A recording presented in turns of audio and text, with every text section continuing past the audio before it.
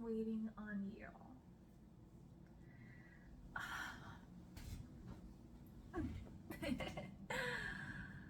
Well, are you sure you're ready? It's been a while. I know. We've both been so busy. We gotta do better. Oh, but we are almost halfway through the book. Oh, that air feels so good on me. I'm a little sick today. My throat is sore. So, I'm only gonna read to you for as long as I'm able to. Sound like a plan? Good. Now let's get comfy.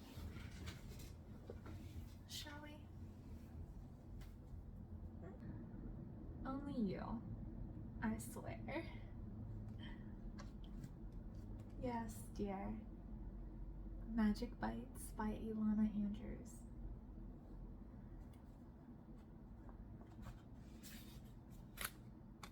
Chapter 6. I awoke because someone was watching me. Don't you know it's not polite to stare? Boy Wonder? Derek gave Crested a derisive glance. The Boy Wonder was wearing sweats I didn't recognize. They didn't come from Greg's wardrobe. He must have gone out. Where exactly did he go? During the night, we had moved into a somewhat reclining position and I was lying on Crest's chest. I sat straight. You disapprove? He shook his head. It isn't my place. You don't like him all the same, though. He made a put-together motion with his hands, fingers spread, coming together but not quite touching. You don't look right together. Why not? You're harder than he is. What's wrong with that? A man's supposed to be harder, so he can protect you.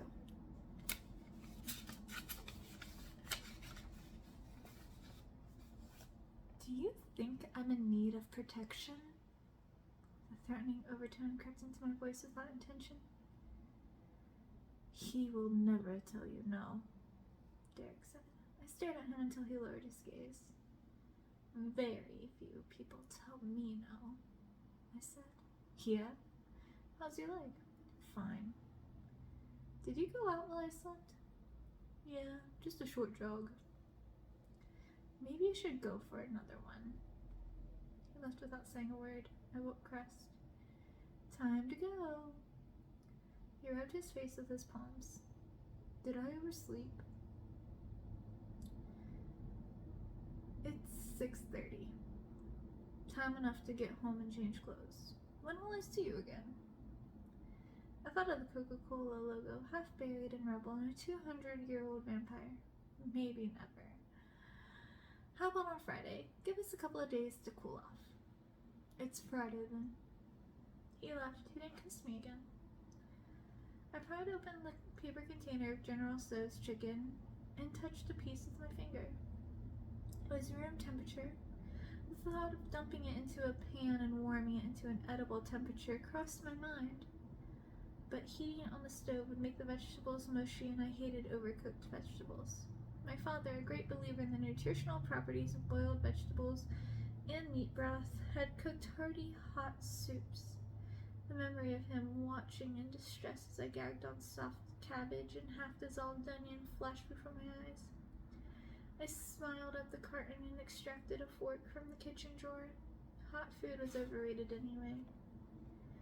I speared a piece of chicken with my fork, carefully avoiding the lump of green pepper. Suddenly I was ravenous. Someone knocked. I paused, the chicken halfway to my mouth, and glared at the door. The knocking persisted. It wasn't Derek. His knock would be careful, almost apologetic. This bastard knocked like he was doing me a favor.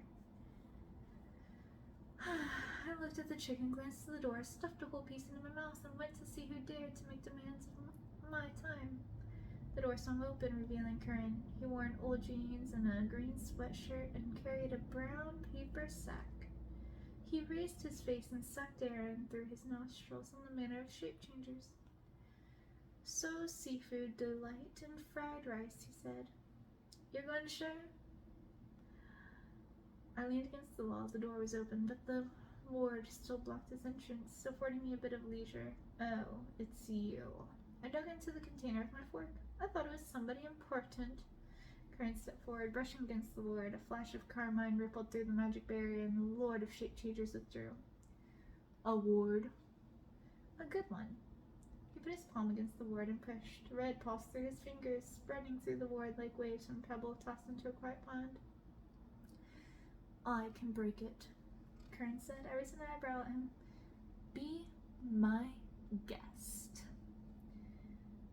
Shape Changers had a natural resistance to words, so his promise had some substance. Still, I had reinforced all of Greg's words. If Curran did break it, the resonance from the collapse would give me one hell of a migraine.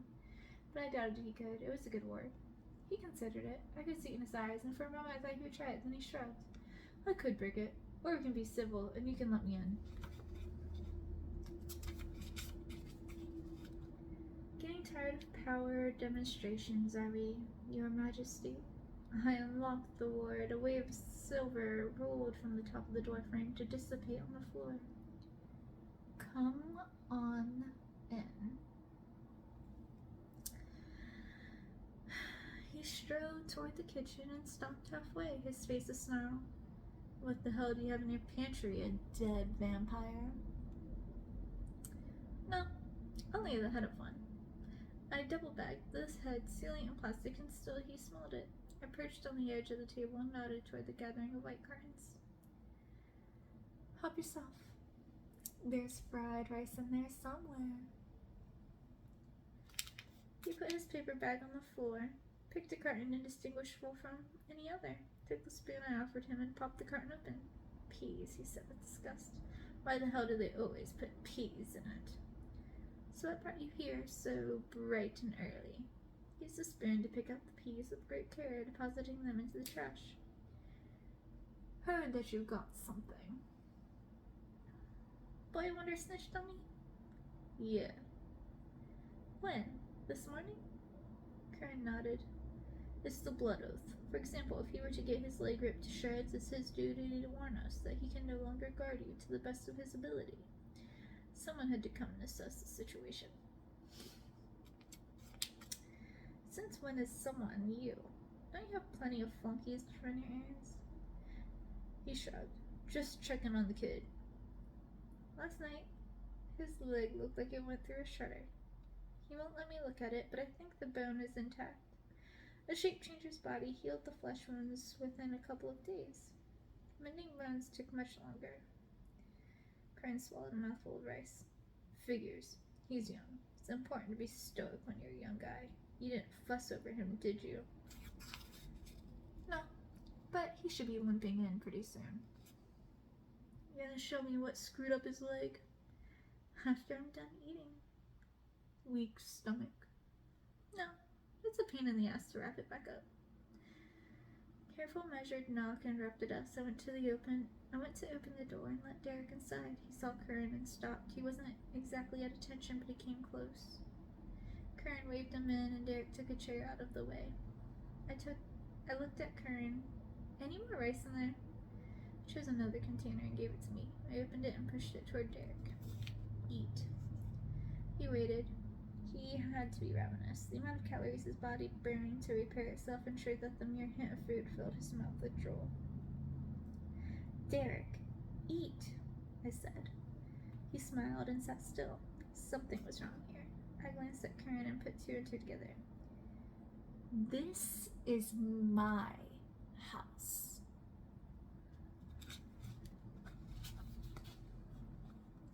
They both looked at me with the patient expression Japanese traditionalists adopt when silly Asian? Asked them why they go through all the trouble just to drink a cup of tea. He doesn't eat until I tell him, or until I'm done, Curran said. Doesn't matter whose house it is. I set my chicken on the table and tossed my arms. and crossed my arms. I could argue at the point with them until I turned purple in the face, and neither would relent. The low-ranking wolves didn't feed before their pack came. It was the way of the code. They lived by its rules, or they lost their humanity. Curran put together another spoonful in his mouth. Time stretched as he chewed the food. Derek sat still. The urge to slap Curran was almost too much for me. The beast lord scraped the bottom of his container, licked the spoon, reached over the table, and took away Derek's rice, replacing it with the brown paper sack he had brought. Derek glanced into the sack and retrieved a bundle of wax paper tied with a cord. He snapped the cord and unwrapped the bundle. A 5-pound shoulder roast looked back at him. Curran jerked his head toward the hallway. Don't make a spectacle of yourself.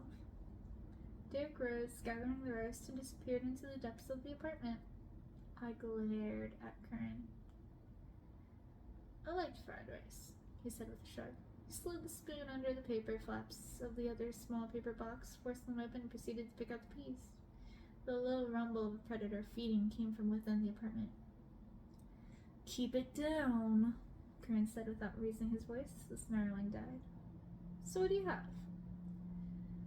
I sketched it out for him, concluding with the vamp's head. The undead flesh had liquefied overnight, turning into putrid black goo. The stench of rot was so strong that by the time I opened the second trash bag, both the beast lord and I were gagging in the most undignified manner. Curran took one look at the distorted skull and tied the bag shut. Should have done it before we ate, he observed, which we managed to secure the head. Yeah, I opened the window, letting a gust of cold wind into the kitchen. So you're planning on taking this on by yourself? No backup? No. Going to notify the cops? I grimaced, and nagged me since I awoke. To go to the cops would mean bringing in the Paranormal Activity Division, and as soon as the division gave the MSDU their mandatory notification, the military would try to step in and eat the whole pie by themselves. The division would cry jurisdiction, and the whole thing could stretch for several days. By then, my friendly nemesis could be gone, or worse, he could have gained leadership of the people. The fact that I had a lot of assumptions and a strange skull wouldn't exactly make the authorities abandon the departmental rivalry and hurry on my account. The guild would offer no assistance. There was no money involved, and as if I squeaked to the order that some asshole tried to start a war between the pack and the people and herded 200-year-old vampires, to do it, Ted would take me off the case faster than I could exhale. On the other hand, trying to confront a rogue master of the dead by myself was suicide. I was homicidal, but not stupid. I became aware that Curran was watching me. I don't know, I said. I can solve that problem for you, he said. He was offering the pack's resources. I'd be crazy not to take him up on that offer. I bent an eyebrow at him. Why?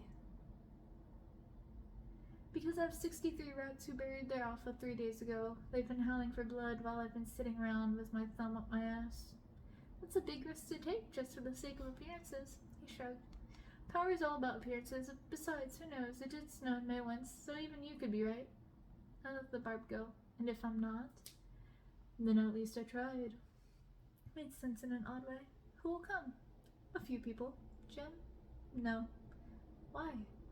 Because someone from the council has to stay behind to hold the pack together if I die. The alpha wolf has hurt himself and Mahon stayed behind last time. The new alpha rat doesn't have enough experience.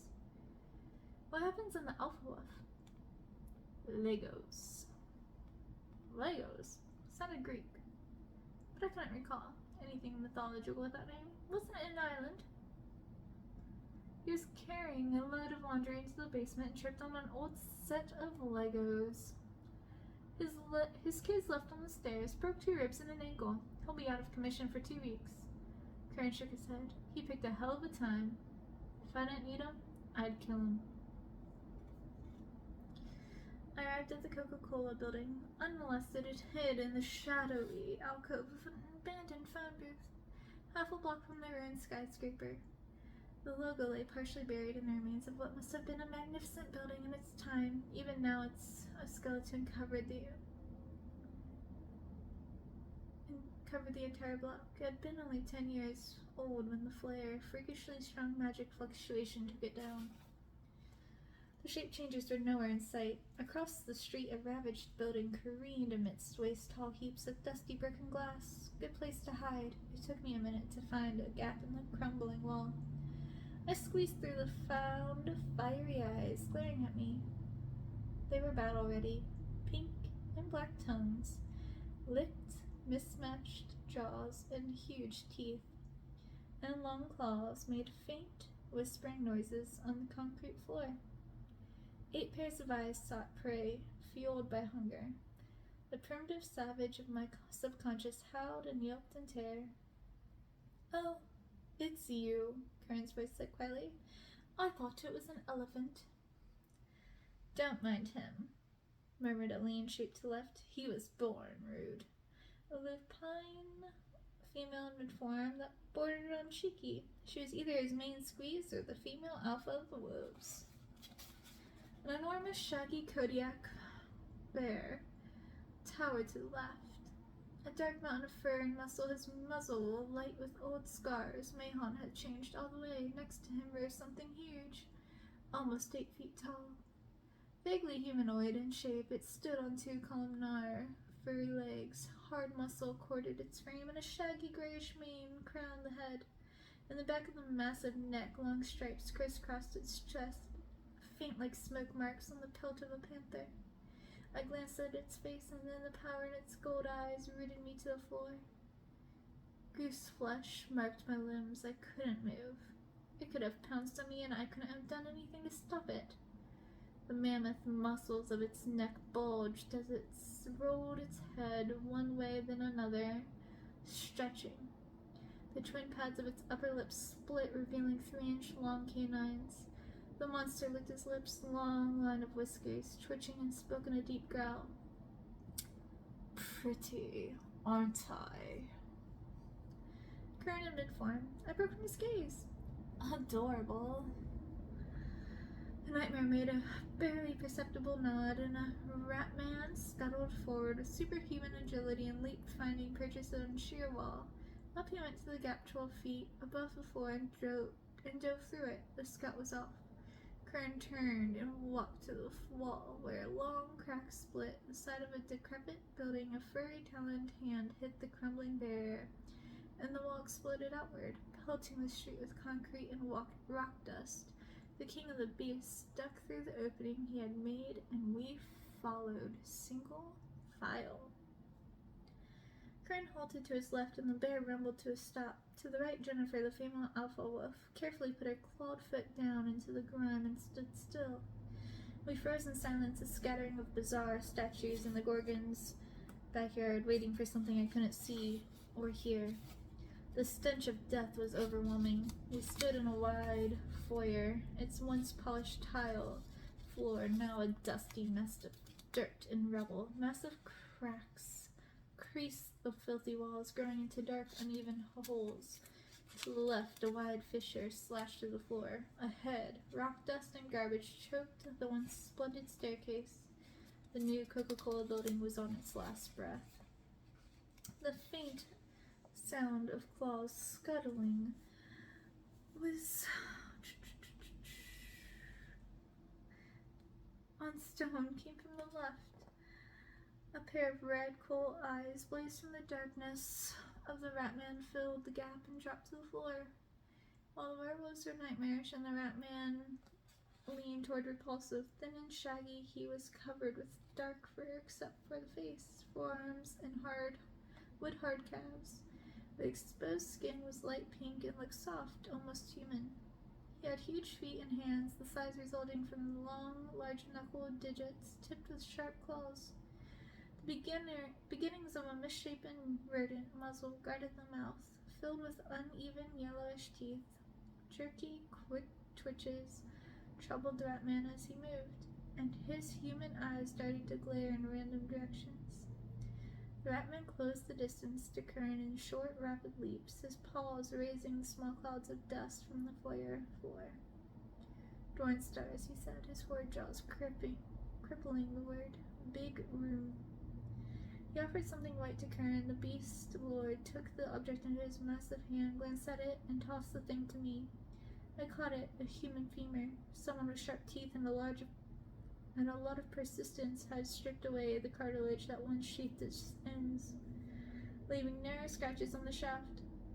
I turned it, trying to make the most of the dim moonlight, filtering through the fissures in the walls and the crooked arch of the entrance. Stripes of the smoother, glossy connective tissue crossed the bone in 2 places. The mark of the like vein knitting the shaft together after it had been broken. It had the femur of a shape changer. Ooh, that's wild. And I also think a great place to stop because my throat is sore. And I have to stream later, like in an hour. So I need to keep my throat fresh and not so rough. So I'll be able to talk. I know. I'm enjoying it too. It just means you have to come back so we can keep reading. Sound like a plan? Dead. Much love, dear.